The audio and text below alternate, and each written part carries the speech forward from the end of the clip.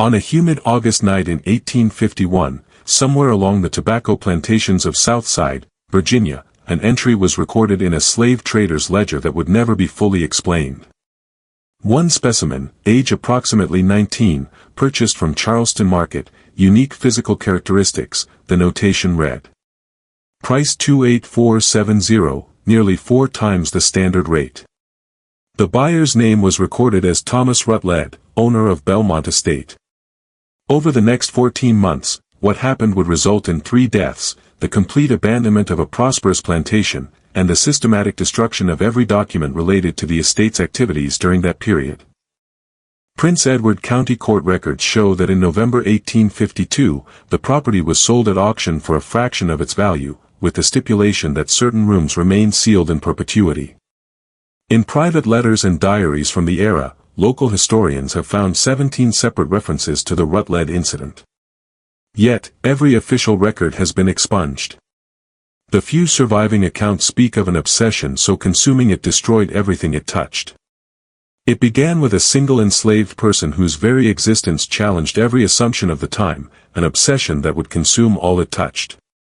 Before we continue with the story of Belmont Estate and the mysterious purchase that would doom the Rutledge family, if you're fascinated by the darkest chapters of American history, the ones they tried to erase, make sure you're subscribed to Liturgy of Fear. Hit that subscribe button and the notification bell so you never miss stories like this. And I'm curious, where are you listening from? Drop your state or city in the comments below. Now, let's discover what really happened behind the closed doors of Belmont Estate and why 3 people would die to keep it secret. The truth about what occurred that autumn is far more disturbing than any supernatural tale could ever be. Southside Virginia in 1851 was a world unto itself. A patchwork of sprawling plantations separated by dense forests of oak and pine, connected by rutted dirt roads that turned to thick red mud whenever the autumn rains came. This was tobacco country, where fortunes were built on the backs of enslaved laborers, and a man's worth was measured in acres and human property. Heavier here, the air itself seemed, thick with humidity and the acrid smell of tobacco leaves hanging in the curing barns. On the eastern edge of Prince Edward County sat Belmont Estate, a 30,000-acre property that had been in the Rutledge family since 1783. The main house was a Georgian-style mansion of red brick with white columns and black shutters, impressive but not ostentatious, which befitted a family that prided itself on old money and older traditions. 42 enslaved people worked the property, living in a double row of cabins that stretched behind the main house like a small village of their own. That summer, Thomas Rutledge was 37 years old, a tall man with the kind of refined features that came from generations of selective breeding among Virginia's planter class. Upon his father's death 7 years earlier, he had inherited Belmont, along with considerable debts that he had worked tirelessly to repay. By all accounts, he was known as a stern but not particularly cruel master. With the cold efficiency expected of successful planters, he managed his property, neither better nor worse than his neighbors in his treatment of those he enslaved. 10 years his junior, his wife, Catherine, was the daughter of a Richmond merchant who had made his fortune in the shipping trade. She had married Thomas in 1847, bringing with her a substantial dowry that had helped ease the plantation's financial troubles. Considered a great beauty, Catherine was slim and pale with dark hair she wore in the elaborate styles fashionable among Virginia society. But there was something fragile about her, something that suggested she might shatter at the slightest pressure. The loss had changed her in ways that worried the few people close enough to notice, after she had given birth to a stillborn son in 1849. She spent long hours in her upstairs sitting room reading novels and staring out the window at the fields beyond. The life expected of their class was the life the Rutledges lived. They attended Christ Church in nearby Farmville, hosted dinners for neighboring planters, and maintained the elaborate social rituals that kept Virginia's planter aristocracy functioning. Thomas sat on the county board and served as a magistrate. Catherine organized charitable societies and supervised the household slaves with distant efficiency. On the surface, everything appeared perfectly normal, a prosperous plantation run by respectable people who understood their place in the social order. But beneath that surface, both Thomas and Catherine Rutledge were deeply unhappy in ways they could never articulate, even to themselves. A gnawing emptiness that no amount of success could fill was what Thomas felt. Catherine felt invisible, fading away a little more each day. They were two people living parallel lives in the same house, barely touching, barely seeing each other. Into this atmosphere of quiet desperation arrived the slave trader Samuel Wickham on the morning of August 14, 1851. A frequent visitor to the plantations of Southside, Virginia, Wickham was a thin man with sharp features and sharper eyes, always dressed in a black suit that had seen better days. He specialized in what he called specialty acquisitions, slaves with particular skills or unusual characteristics that might command premium prices from wealthy buyers. For the past 6 months, he had been traveling the coastal cities, attending every major slave auction from Baltimore to Savannah, looking for inventory that would interest his most discriminating clients. In the plantation office, a small building separate from the main house where he conducted business, Thomas received him. Wickham accepted a glass of whiskey and made small talk about tobacco prices and the political situation. In those days, there was always tension in the air, debates about territories and slavery that made prudent men nervous about the future. Then he leaned forward, his voice dropping to a more confidential tone. "I've acquired something unusual, Mr. Rutledge. Something I think might interest a man of your sophistication." Thomas raised an eyebrow. "I'm not in the market for additional field hands at the moment, Mr. Wickham." "This isn't a field hand." Wickham pulled a folded paper from his coat pocket, a bill of sale with detailed notations. "This is a unique specimen purchased 3 weeks ago at the Charleston market. The previous owner was a physician, Dr. Albert Strad, who acquired this slave from an estate sale in New Orleans.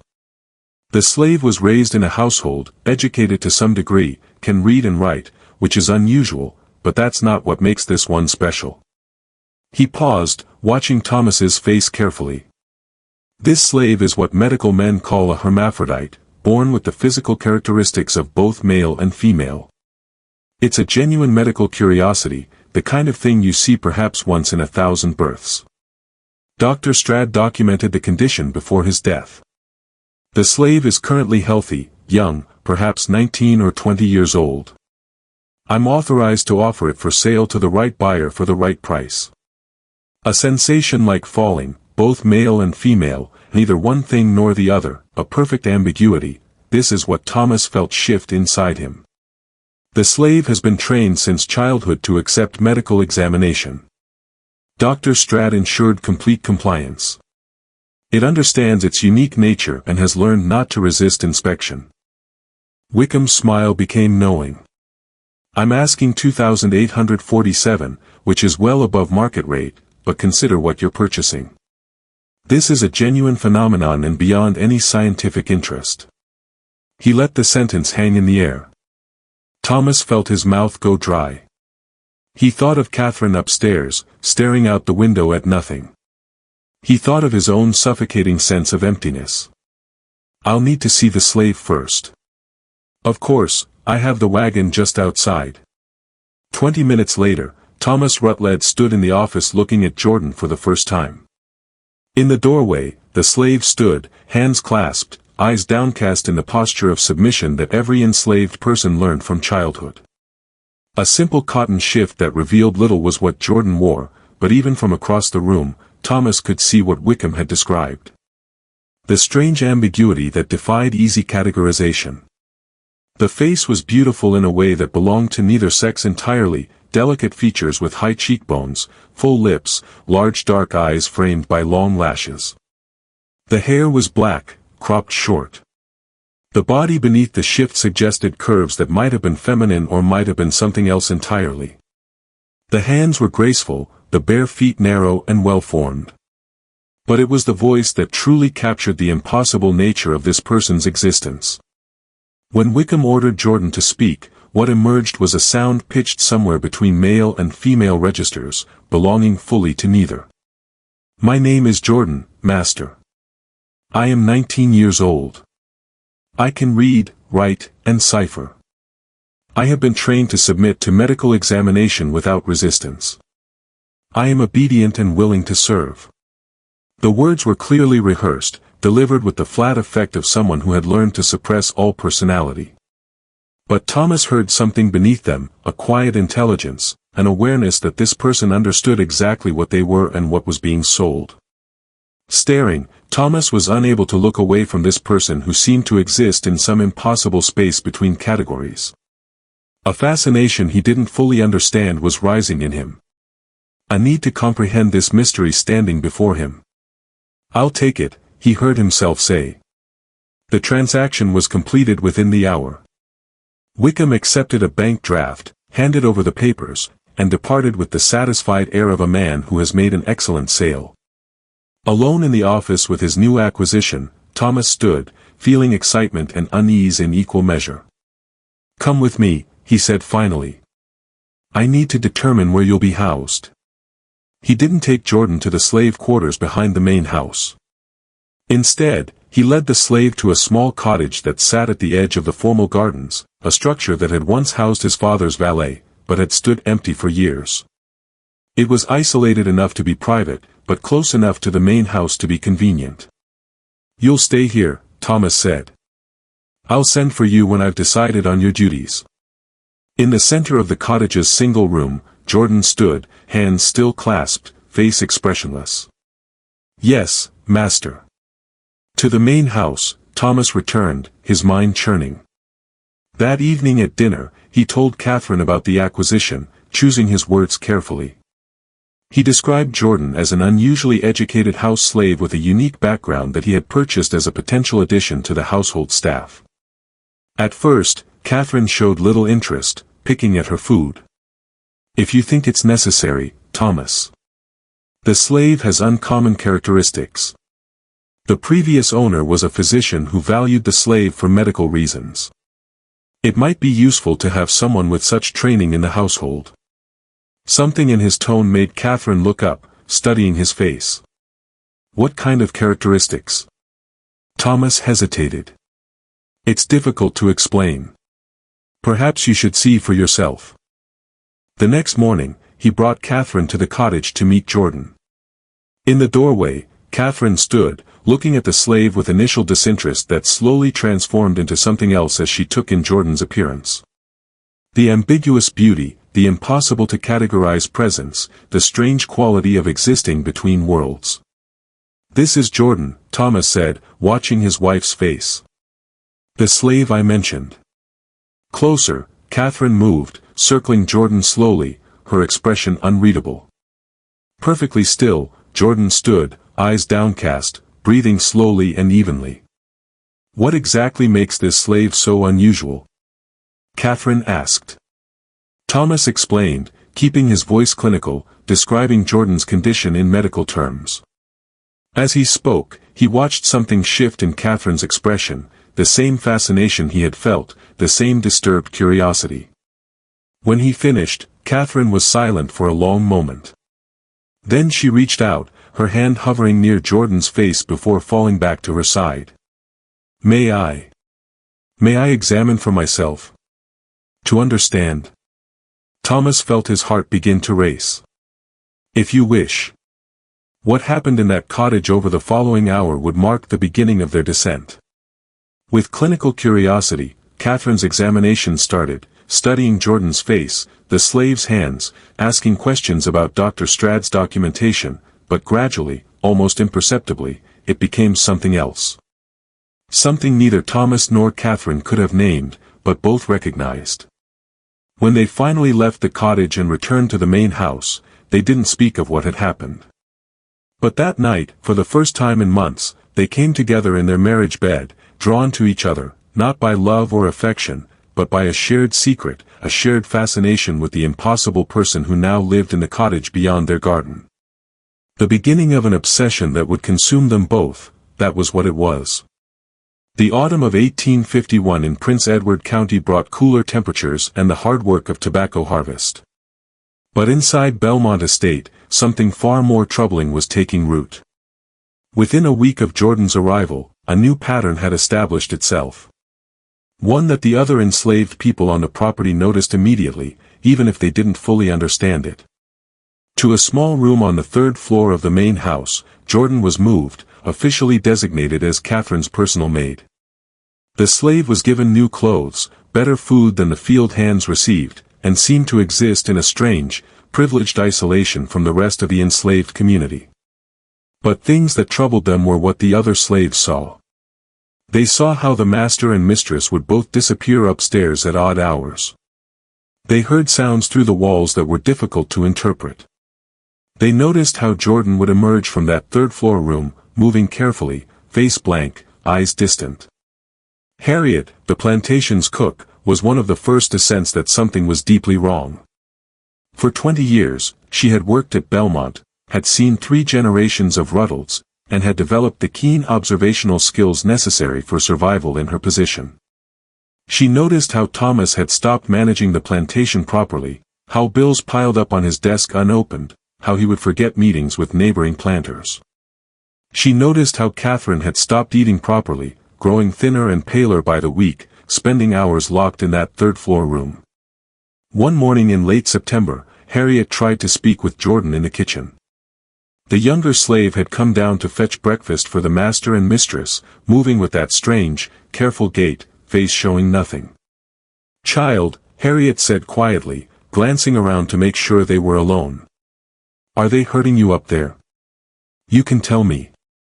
I've been here long enough to know when something ain't right." With those unreadable eyes, Jordan looked at her. "I have everything I need, Aunt Harriet. The master and mistress treat me well. That ain't what I asked." A flicker of something crossed Jordan's face so quick Harriet almost missed it. Pain perhaps, or resignation. Then it was gone, replaced by that careful blankness. "I do what I was born to do," Jordan said softly. "What I was trained to do. It's easier when you don't think about it." Before Harriet could respond, footsteps sounded on the stairs above. Jordan gathered the breakfast tray and disappeared back upstairs, leaving Harriet alone in the kitchen with a sick feeling in her stomach. That night, the whispers began in the slave quarters. In low voices, people spoke about the strange new slave who never joined them in the evenings, who never attended the secret prayer meetings in the woods, who seemed to exist in some separate world entirely. Some of the older slaves remembered stories about conjure and hoodoo, about people born with unusual powers who could bewitch their masters. Others dismissed such talk as superstition, but couldn't explain what was happening in the big house any better. Meanwhile, upstairs in that third-floor room, Thomas and Catherine were discovering depths to their obsession that neither had imagined possible. Books on anatomy and medical science were what Thomas had acquired, texts that discussed rare conditions and unusual cases. He would spend hours reading these volumes, then comparing what he learned to his observations of Jordan. He began keeping a journal, though its contents were far different from the meticulous plantation records he had maintained for years. This journal was locked in a drawer, hidden even from Catherine, filled with notations and sketches that would later be destroyed. A different form was what Catherine's fascination took. She would spend entire afternoons in Jordan's room, having the slave dress and undress repeatedly, styling Jordan's hair in different ways, trying to understand this person who seemed to shift between categories depending on clothing and presentation. From a seamstress in Farmville, she commissioned new garments. Some cut in feminine styles, others more masculine, all designed to either emphasize or obscure Jordan's ambiguous form. "I want to understand what you are," Catherine told Jordan one afternoon. "Whether you're truly both or neither, or something else entirely." Jordan, standing motionless while Catherine adjusted a dress collar, replied in that careful, neutral voice, "Does it matter, mistress? I am what you see, what you want to see. But what do you see when you look at yourself?" For a moment, Jordan's mask slipped. "I see what everyone has always seen. Something to be examined. Something to be understood. Something that exists only to satisfy other people's curiosity." Catherine's hand stilled. "That's not. I don't mean to." But she couldn't finish the sentence because they both knew it was exactly what she meant.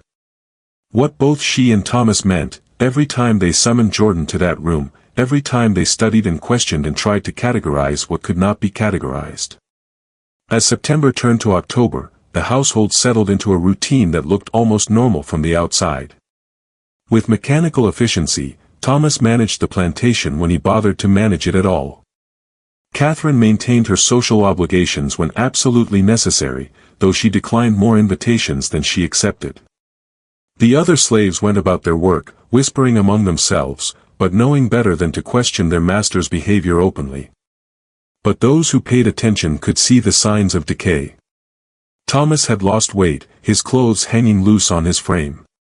His eyes had taken on a feverish quality, and he rarely slept more than a few hours before rising to pace the halls or retreat to his study. Catherine had stopped wearing her elaborate dresses, preferring simple dark gowns that hung on her increasingly skeletal body. Her hair, once her pride, was often left in a simple knot, unwashed for days at a time. And Jordan.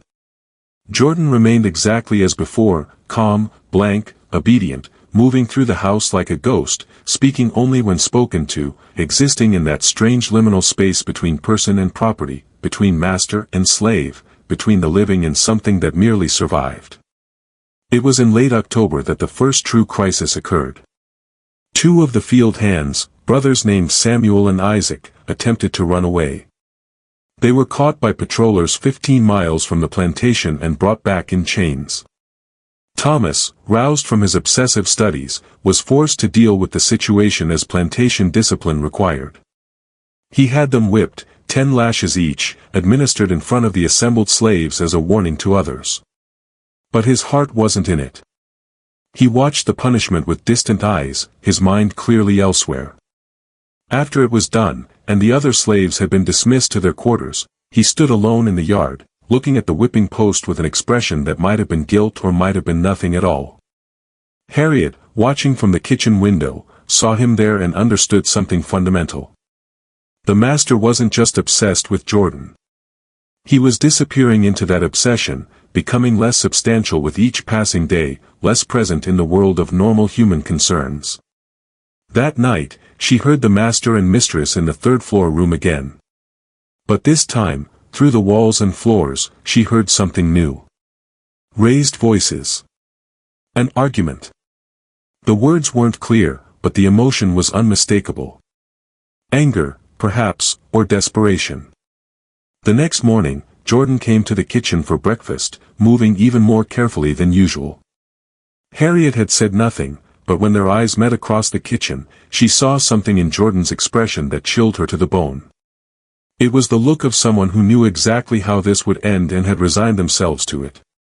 November arrived with unseasonably cold winds that stripped the last leaves from the trees and sent the enslaved workers scrambling to prepare for winter. But inside Belmont Estate, a different kind of cold had settled, the frigid atmosphere of a household coming apart at the seams.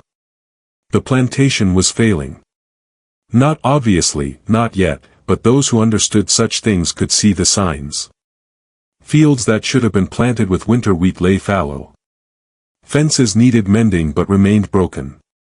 The tobacco from the previous harvest sat in the barns, much of it unsold because Thomas had failed to negotiate contracts with buyers in Richmond. Bills accumulated on his desk, many unopened, some months overdue.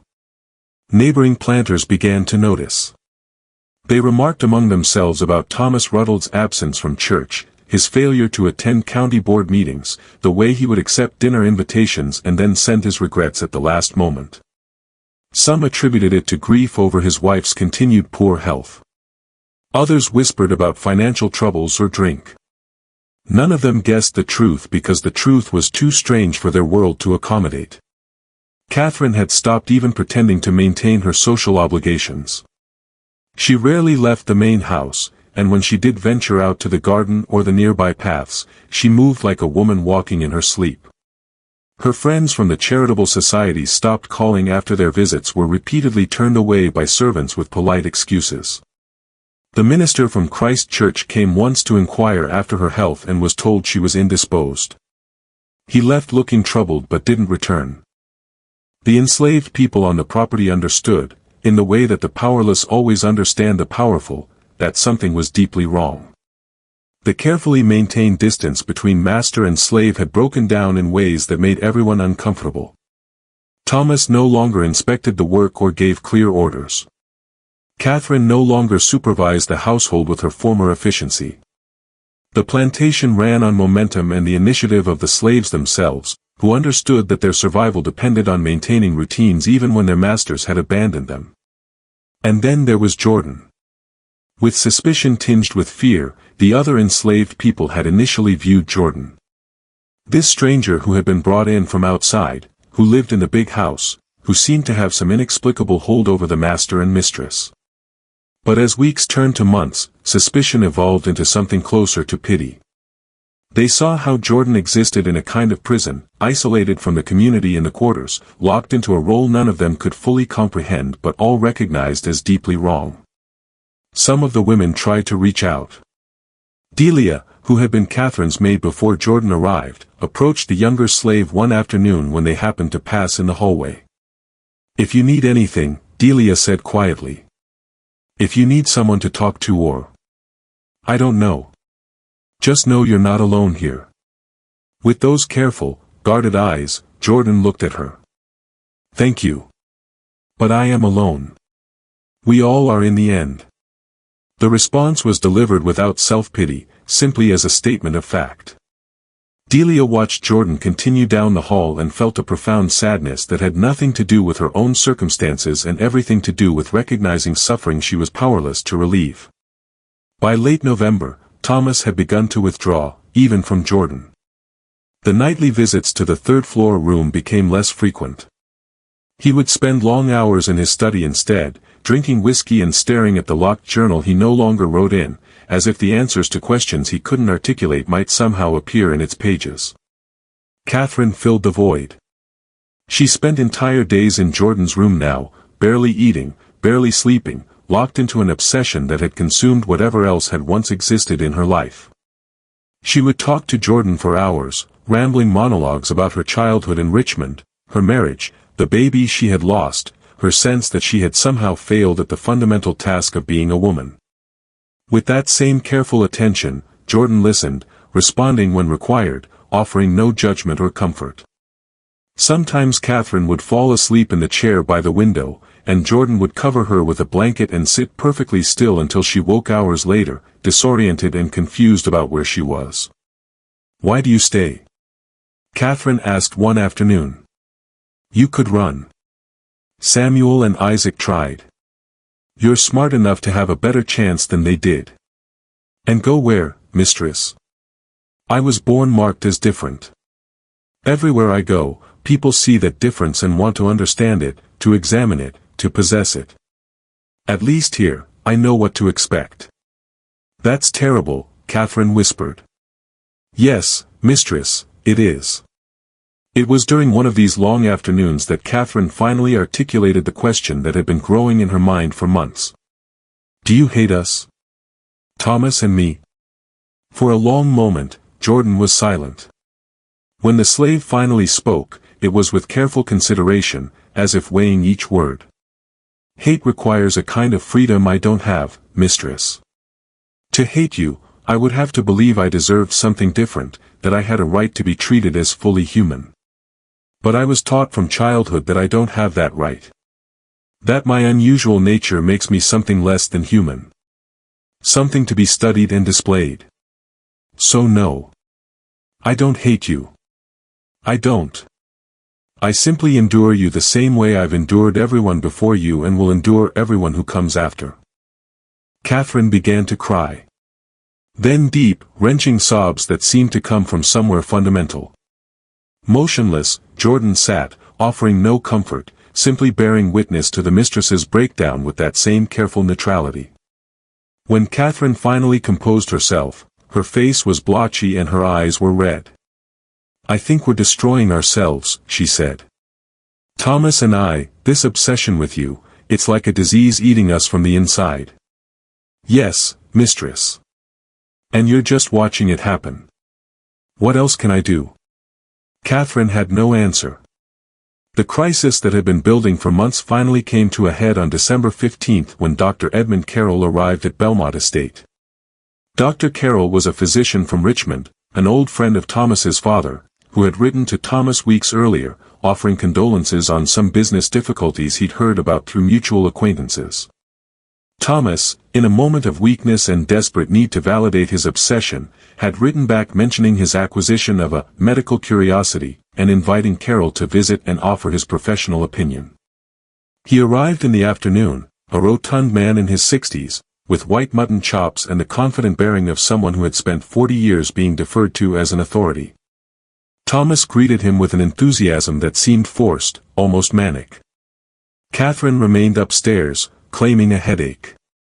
They dined together that evening, and Thomas spoke with barely controlled excitement about Jordan, carefully at first, using medical terminology and discussing the rarity of true hermaphroditism, but gradually becoming more animated, more revealing of his fascination.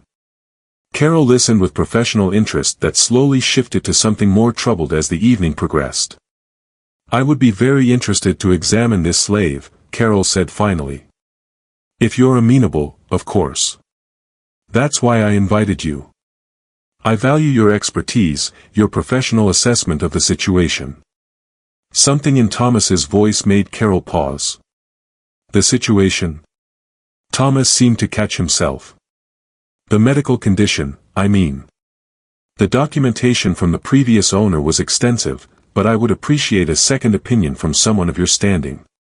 After dinner, Thomas brought Carol to Jordan's room. Catherine was already there, sitting in her chair by the window, looking like a wraith in her dark dress. Jordan stood by the door, hands clasped, face carefully neutral. "This is Jordan," Thomas said, his voice taking on that clinical tone he used when trying to maintain distance from his obsession. "The slave I mentioned in my letter." With professional detachment, Carol approached Jordan, asking questions about age, general health, the slave's history before coming to Belmont. In that careful, rehearsed manner, Jordan answered, providing information without inflection or emotion. "May I conduct a brief physical examination?" Carol asked. "Nothing invasive, simply an external observation to assess the condition Mr. Rutledge described." Jordan glanced at Thomas, who nodded. "Of course, doctor." Jordan is accustomed to medical examination.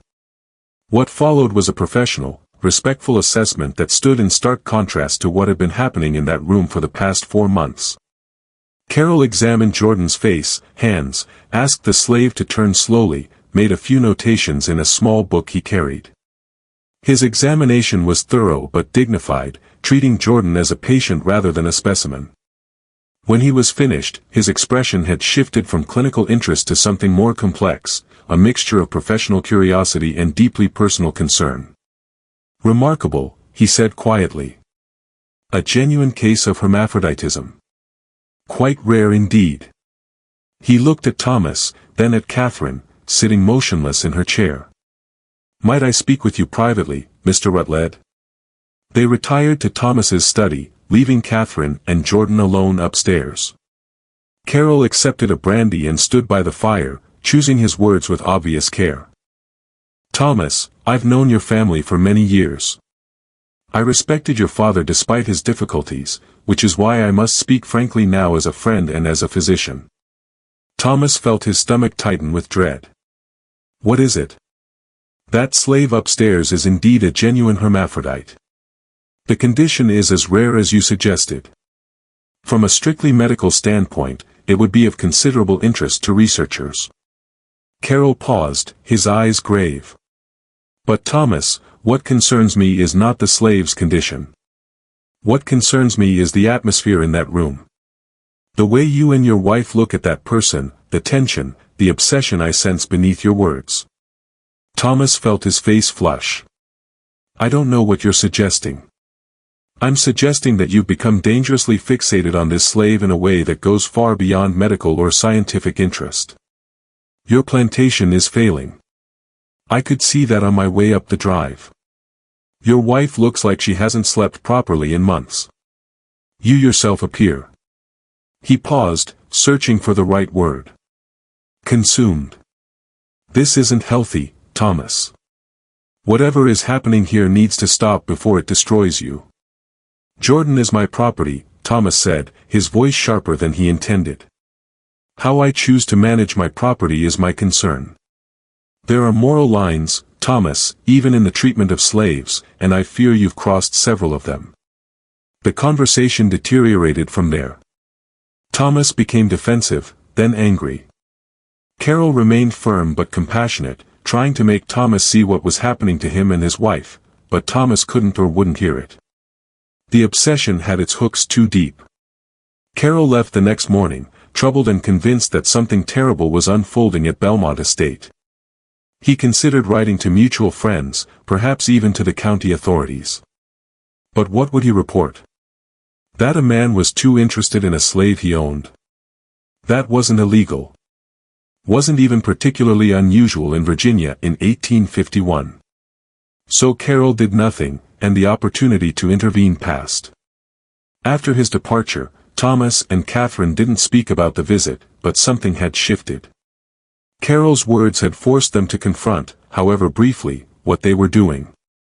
And that confrontation didn't lead to change. It led to desperation, to a doubling down on the obsession, as if by consuming themselves entirely in it, they could somehow escape the guilt that was beginning to poison everything. January 1852 brought heavy snows that isolated Belmont Estate from the outside world for nearly 3 weeks. The tobacco fields lay dormant under white blankets. The slaves huddled in their quarters around smoky fires. And inside the main house, Thomas and Catherine descended further into a darkness that neither could any longer deny or escape. The isolation seemed to accelerate everything. With no social obligations to maintain, no appearances to keep up, they abandoned whatever restraint had remained. Thomas stopped even pretending to manage the plantation. Catherine stopped leaving the third floor entirely. And Jordan? Jordan simply endured, as always, existing in that strange liminal space between person and object, between the living and those who merely survived. But something had changed in Jordan, too. The slave had begun to speak more often, not with defiance exactly, but with a kind of quiet observation that made Thomas and Catherine increasingly uncomfortable. Jordan had learned that speaking could create cracks in their certainty, could introduce doubt into their carefully constructed rationalizations. "You're hurting each other now, not just me," Jordan said one evening after Catherine had left the room in tears following an argument with Thomas. "The obsession is eating you both from the inside." Thomas, exhausted and disheveled, looked at the slave with something close to hatred. "What do you want from me? Some acknowledgement that I've wronged you?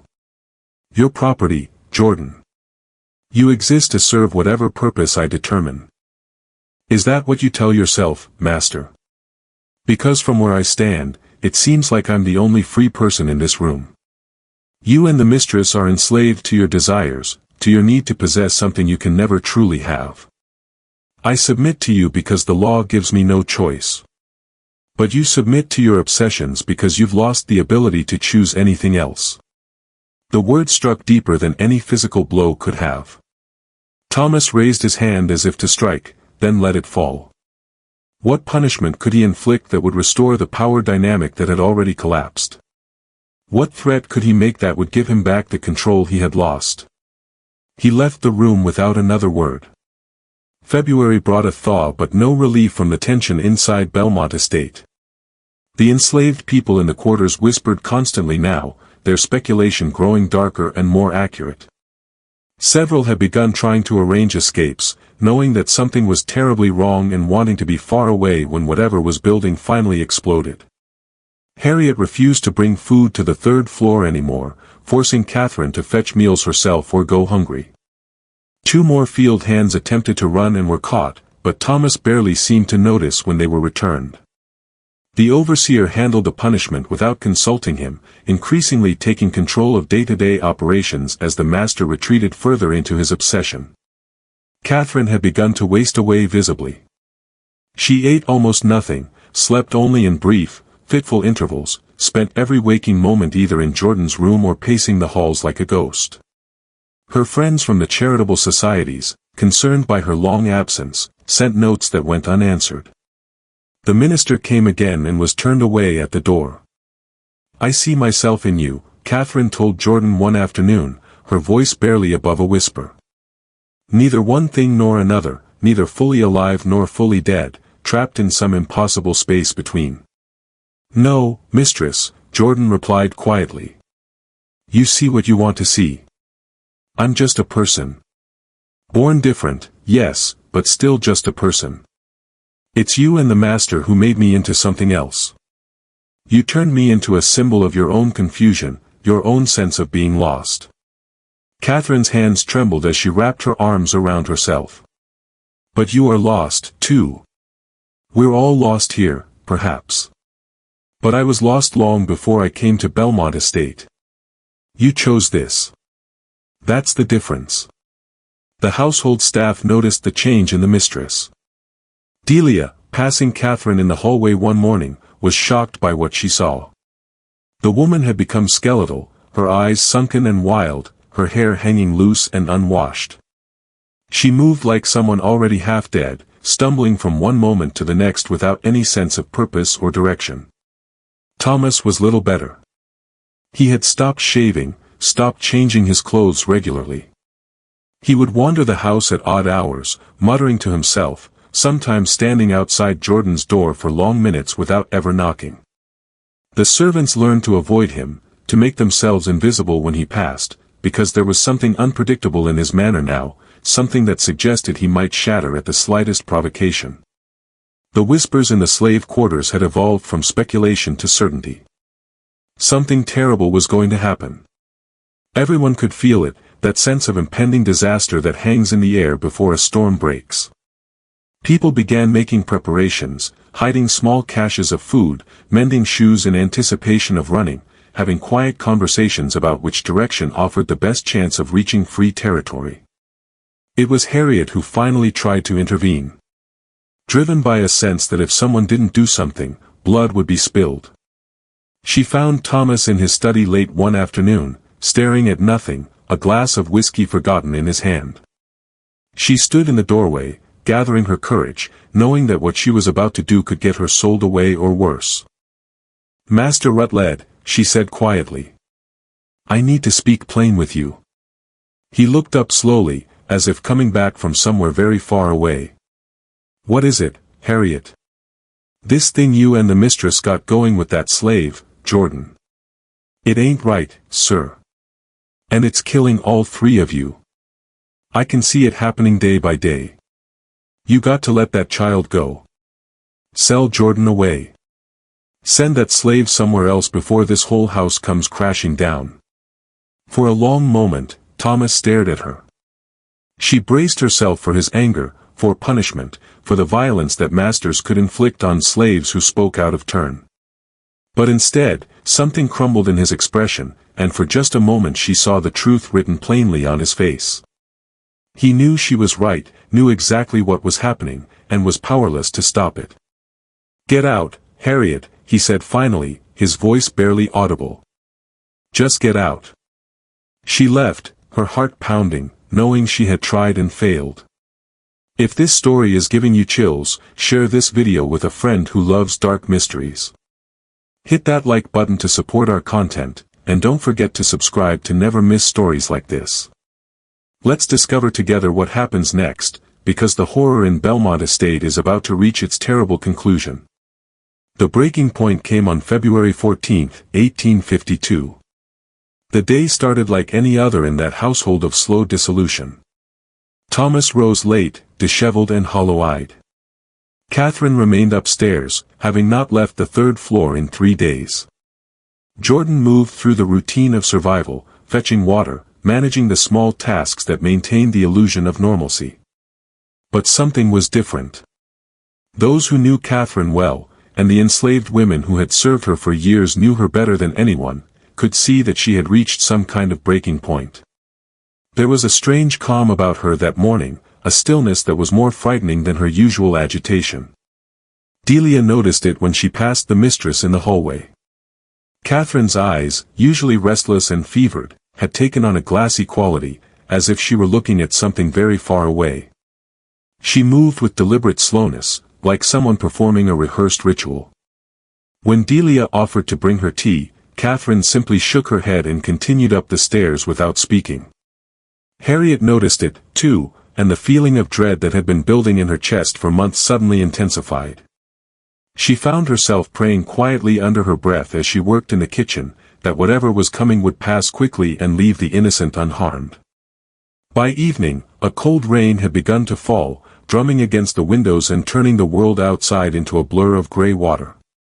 The temperature dropped sharply and the wind howled around the corners of the house, making the old structure creak and groan. It felt like the kind of night when terrible things happened, when the normal rules of the world suspended themselves. Thomas sat in his study, staring at the fire, drinking whiskey with mechanical regularity. He had stopped trying to understand what had happened to his life, had stopped trying to rationalize or justify.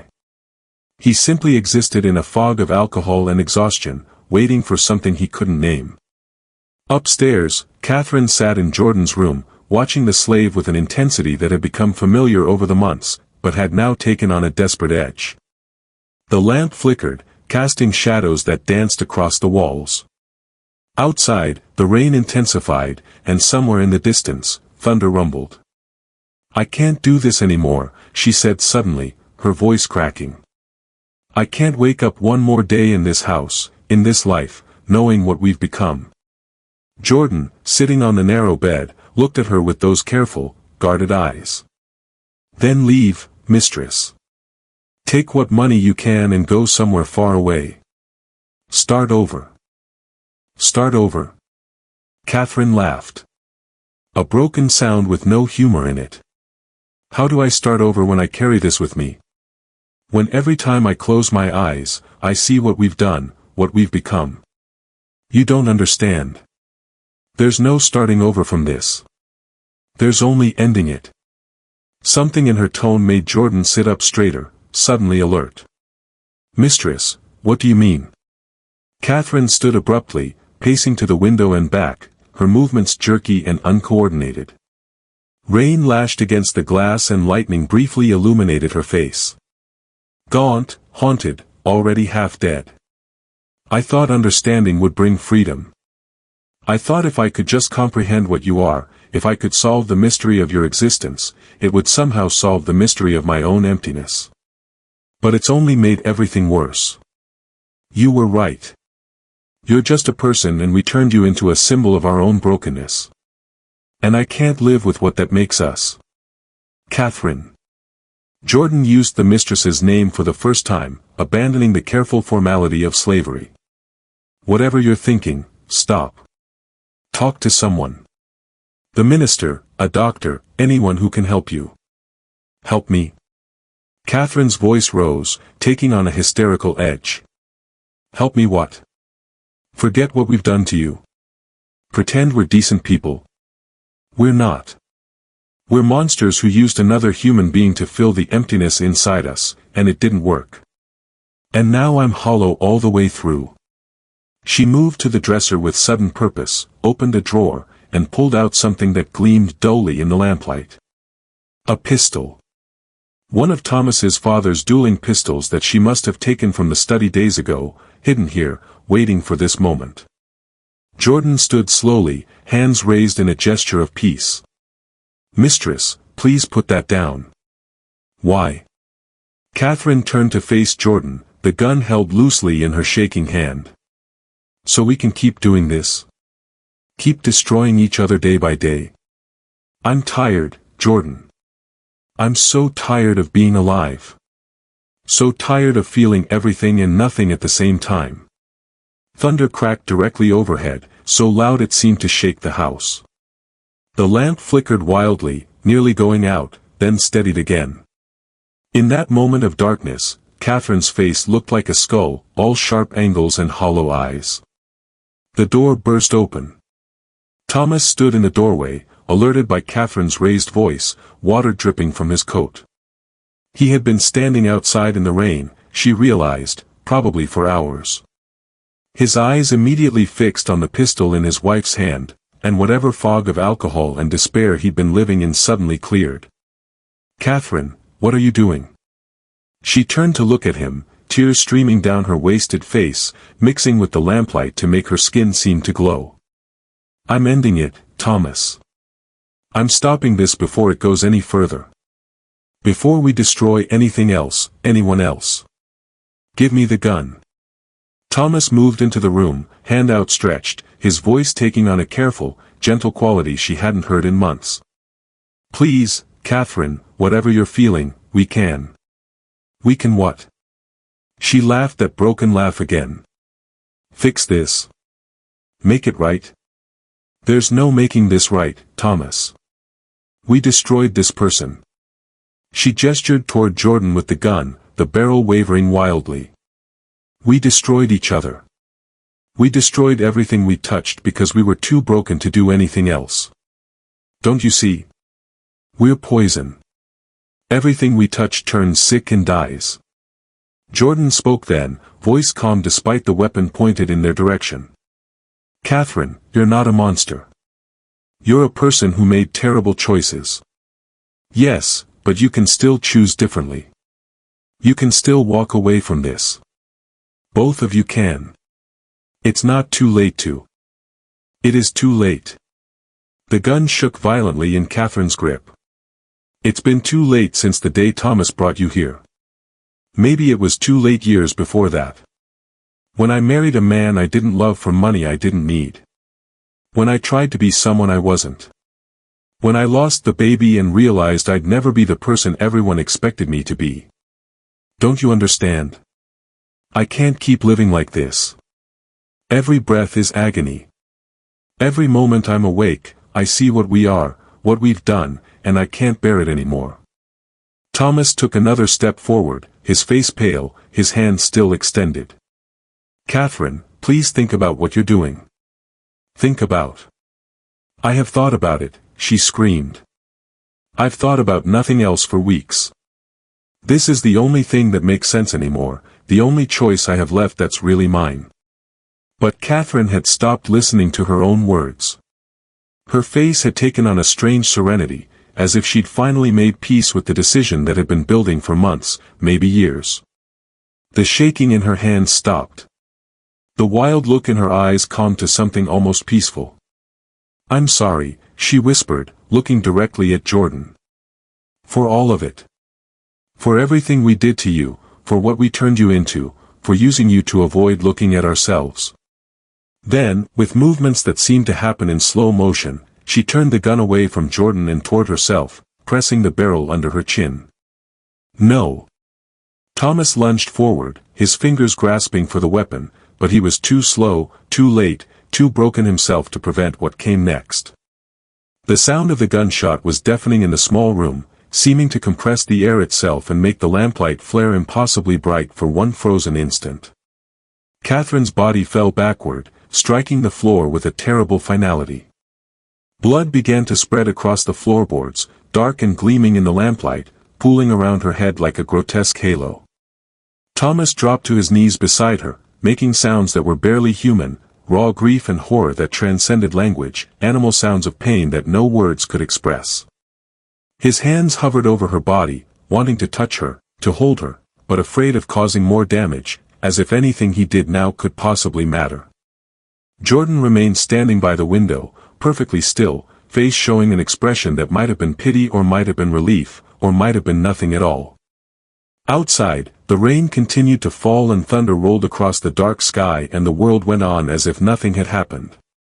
Downstairs, the servants had heard the gunshot. Harriet stood frozen in the kitchen, her worst fears confirmed, her prayers unanswered. Delia sat in her room with her hands over her mouth, fighting the urge to scream. The other slaves gathered in the hallway, whispering urgently, trying to decide what to do, whether to run or stay, whether this was the beginning of something worse or the end of the nightmare they'd been living through. Catherine lived for 17 more hours. The bullet had caused terrible damage but hadn't killed her immediately, leaving her suspended between life and death in a state beyond consciousness or pain. She lay in her bed while Thomas sat beside her, holding her hand, whispering apologies she couldn't hear, begging forgiveness from someone who was already gone, even though her heart still beat. Jordan brought water and clean cloths, tending to both master and dying mistress with quiet efficiency, saying nothing, offering no comfort or judgment. The slaves simply performed the tasks that needed performing, existing in that familiar space of service that required no thought, no feeling, no engagement with the horror unfolding. The household doctor came near midnight, summoned by one of the servants. He examined Catherine, shook his head gravely, and told Thomas there was nothing to be done but wait.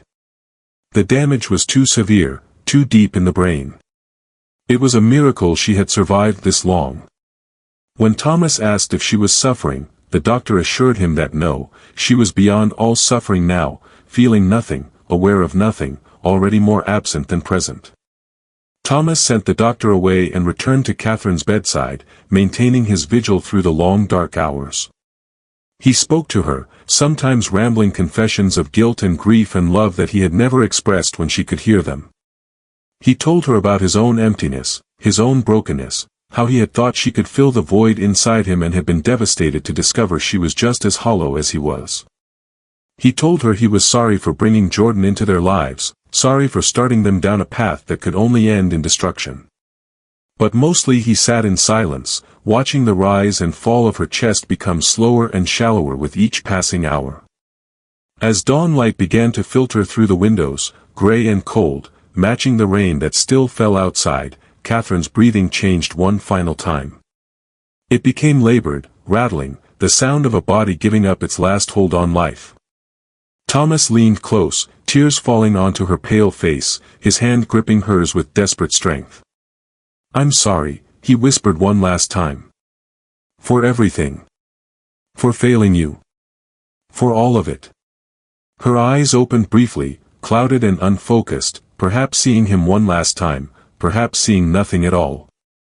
Her lips moved, forming words without sound, words he would never know, messages that died undelivered.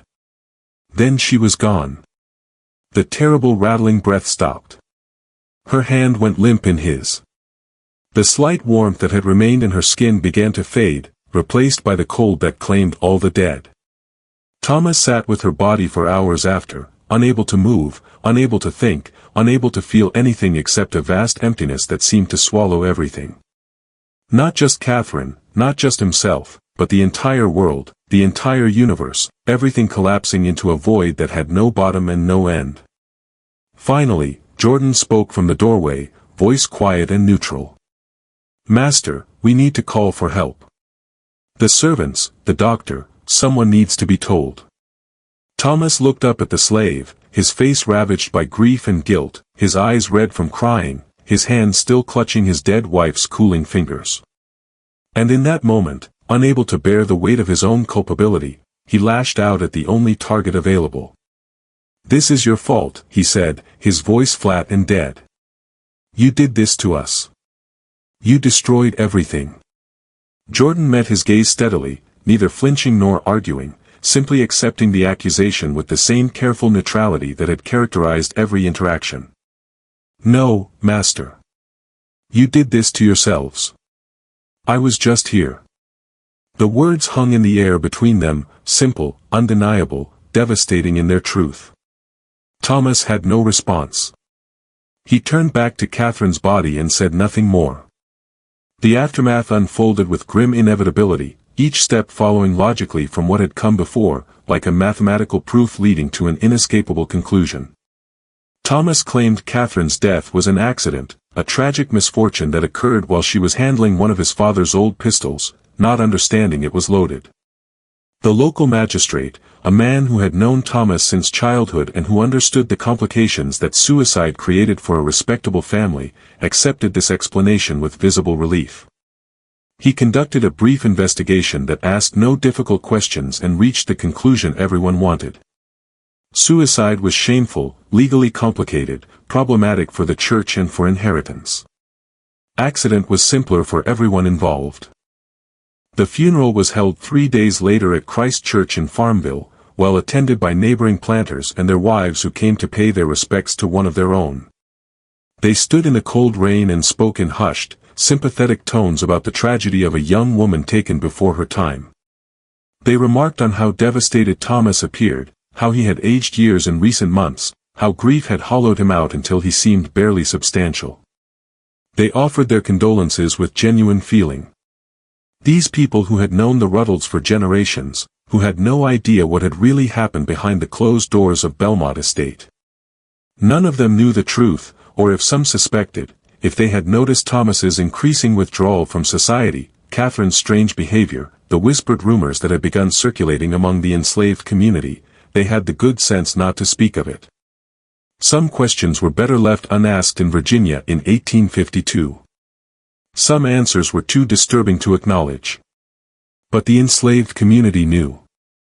They always knew. In the quarters at Belmont and on neighboring plantations, in whispered conversations after the masters had gone to bed, the truth circulated through the invisible network that connected Virginia's enslaved population. The story of what had happened at Belmont Estate spread and grew in the telling, acquiring mythic dimensions as it passed from mouth to mouth, becoming a cautionary tale about the corrupting nature of absolute power and what happened when masters treated enslaved people not as human beings but as objects to satisfy their desires. They spoke of Jordan, the strange slave, neither man nor woman, who had somehow driven the Ruddles to destruction simply by existing. Some versions of the story suggested Jordan had special powers, some kind of conjure or hoodoo that made masters lose their minds. Others claimed Jordan had been so beautiful, so impossibly alluring that even good Christian people couldn't resist falling into sin. Still others whispered that Jordan hadn't done anything at all except hold up a mirror to the ruddled souls, and they had destroyed themselves when they couldn't bear what they saw reflected there. The truth, as always, was more complicated and more mundane than legend allowed. But the legend served its purpose, reminding the enslaved that their masters were not invulnerable, that obsession and guilt could destroy even the most powerful, that sometimes survival itself was a kind of victory. Within a week of Catherine's funeral, Thomas made arrangements to sell Belmont Estate. He met with potential buyers, negotiated terms, accepted the first reasonable offer despite it being well below the property's actual value. He wanted only to be rid of the place as quickly as possible, to put distance between himself and the site of his destruction. Before the sale was finalized, he did three things. First, he ordered the third-floor room where Catherine had died sealed and locked. He had workers remove all the furniture, scrub the blood stains from the floorboards, though the stains never quite disappeared, no matter how hard they scrubbed. Then he had the door locked and the key thrown into the well, with stipulations written into the sales contract that the room remain sealed in perpetuity. The buyer, a merchant from Petersburg, thought it an eccentric request but agreed readily enough. What did he care about one locked room in a house with 20 others? Second, Thomas systematically destroyed every document related to Jordan. Bills of sale, medical records, personal journals, correspondence with Dr. Carroll. He built a fire in his study fireplace and fed the papers into it one by one, watching years of documentation turn to ash. He burned Catherine's diary, too, though he never read it first. He couldn't bear to see his own actions reflected through her eyes, to understand how she had experienced what they had done. Third, he sold most of the enslaved workers along with the property, dispersing them to different buyers across the county. Families were separated, communities broken apart, lives disrupted once again to serve the convenience of those who owned them. Thomas felt a distant guilt about this, understanding on some level that he was inflicting fresh trauma on people who had already endured so much. But guilt changed nothing. He needed money to start over, and slaves were property to be liquidated like any other asset. But he kept Jordan. When asked why, he had no good answer. Perhaps it was because Jordan was the only other person who truly understood what had happened, the only witness to his complete degradation. Perhaps it was because some part of him still felt that strange fascination, that need to possess what he couldn't understand. Or perhaps it was simply because he couldn't imagine Jordan belonging to anyone else, being subjected to another master's curiosity or cruelty. He moved to a small house in Lynchburg with just 3 slaves, Jordan and 2 elderly servants too old to fetch good prices at auction. It was a modest residence on a quiet street, nothing like the grandeur of Belmont. Thomas lived there like a hermit, rarely venturing out except for necessary errands, declining all social invitations, withdrawing completely from the world of Virginia's planter society that had once defined his entire existence. His neighbors occasionally saw him walking alone in the early morning hours, moving with the slow, shuffling gait of a much older man, his shoulders hunched as if carrying an invisible weight. He spoke to no one, made no friends, participated in no community activities. He simply existed, going through the motions of living without any apparent purpose or pleasure. Jordan lived in a small room on the second floor of the house, still legally Thomas's property, but no longer subject to the obsessive attention that had characterized their relationship at Belmont. They barely spoke to each other. When they did interact, it was with formal politeness, Thomas giving simple orders about household tasks, Jordan obeying with quiet efficiency. The terrible intimacy they had shared at Belmont was gone, replaced by a vast distance that neither could bridge even if they had wanted to. The relationship had transformed into something almost stranger than what had come before.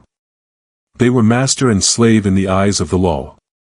But in practice, they were more like two ghosts haunting the same house, moving past each other without truly connecting, bound together by shared history neither could escape but both desperately wanted to forget. Sometimes late at night, when he couldn't sleep, Thomas would stand outside Jordan's door with his hand raised to knock, wanting something, understanding, perhaps, absolution, some acknowledgement that what had happened between them had been real, had mattered, had meant something beyond mere exploitation and destruction. But he never knocked. He would stand there for long minutes, his hand trembling in the air, then turn away and return to his own room without making a sound. Jordan, lying awake on the other side of that door, knew he was there, could hear his breathing, sense his presence, feel the weight of his unspoken need. But Jordan never opened the door, never offered the comfort or confrontation Thomas might have been seeking. There was nothing to say that hadn't already been said, nothing to offer that could change what had happened or make it mean something other than what it was. The months passed slowly in that house of ghosts and silence. Thomas aged rapidly, his hair going gray, his face gaunt, his eyes taking on the hollow look of someone who had stopped seeing any purpose in continuing to exist. He drank, though not to excess, just enough to blur the edges of memory, to make sleep possible on the nights when guilt and grief threatened to overwhelm him entirely. Thomas Rutledge died in his sleep on the morning of November 3, 1852, 9 months after Catherine's death. The physician who was called to examine the body found no obvious cause of death, no disease, no injury, no sign of poison or violence. His heart had simply stopped beating, as if he had decided during the night that living required more effort than he could muster, and his body had obligingly complied with that decision. Sometimes, the physician noted in his report, with the careful detachment of professional observation, a man can die of a broken spirit as surely as from a broken bone. The will to live is a mysterious thing, and when it departs, the body often follows soon after. I believe that is what happened here. Jordan was sold at auction along with the other assets of Thomas's small estate. The house, the furniture, the 2 elderly servants.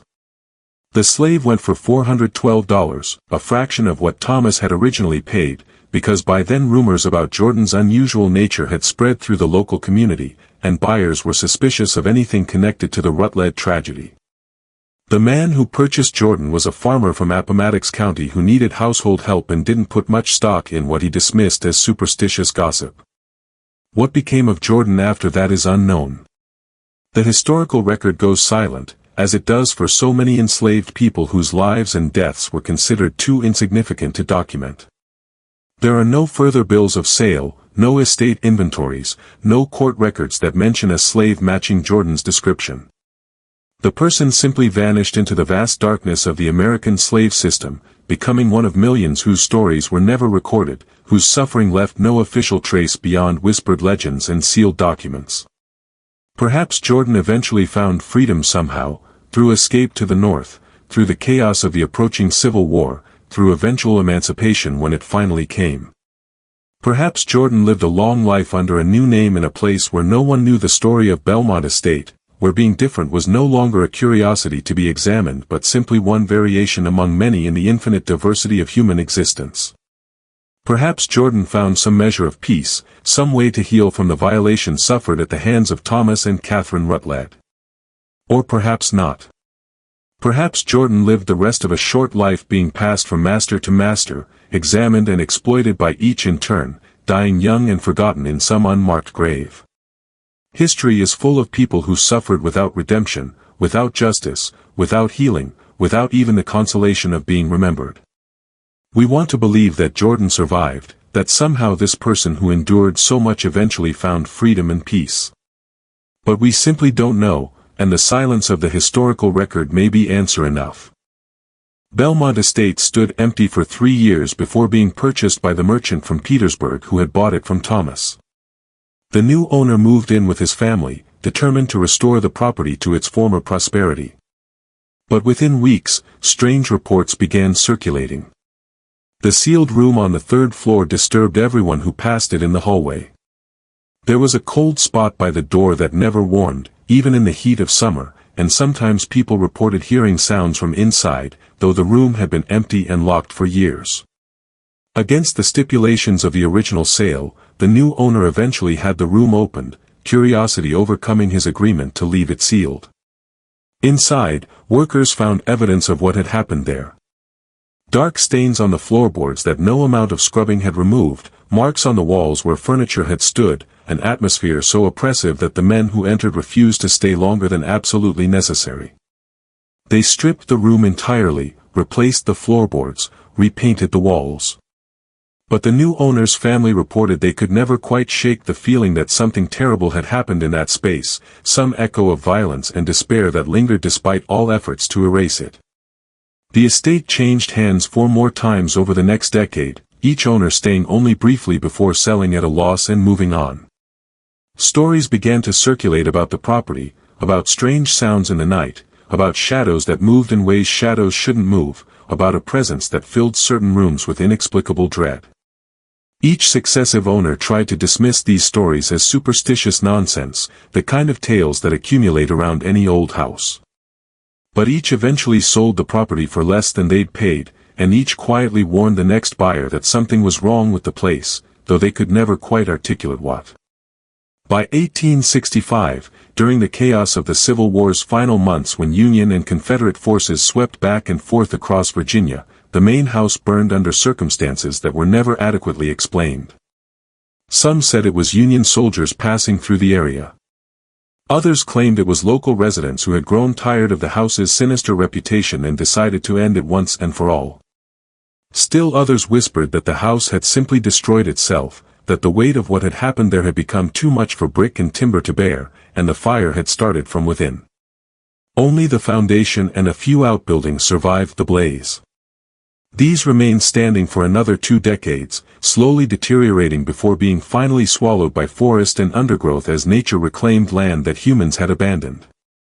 Today, nothing remains of Belmont Estate except a few crumbling brick foundations barely visible beneath decades of leaf litter and encroaching vegetation. The land is privately owned, posted with no trespassing signs that are carefully maintained, though no one seems to know who maintains them or why. Local historians acknowledge that a plantation once stood there, that the Rutledge family lived and died on that property.